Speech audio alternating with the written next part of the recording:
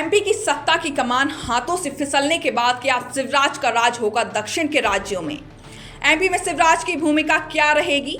शिवराज ने जो बयान दिए उनके क्या मायने हैं?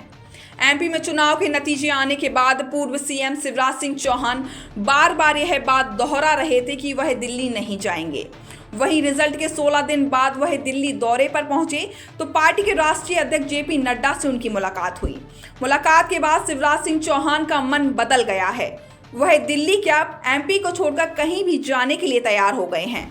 हालांकि पिक्चर का पूरा सीन सामने नहीं आया है और कयास लगाए जा रहे हैं कि शिवराज को दक्षिण के राज्यों की कमान सौंपी जा सकती है।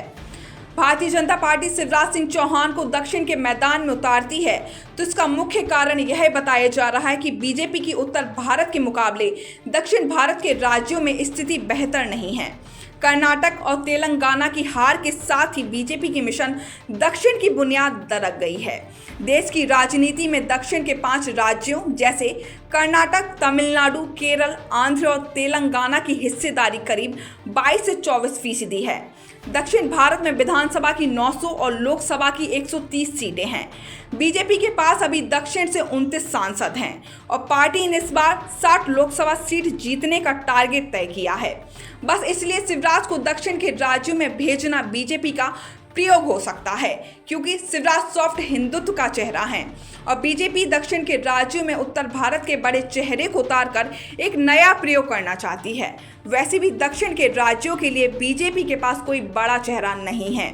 राजनीतिक जानकार मानते हैं कि बीजेपी जैसी पार्टियों में नेताओं को अंडर ऑब्जर्वेशन रखा जाता है और रही बात शिवराज सिंह की, तो वह राजनीति में माहिर हैं।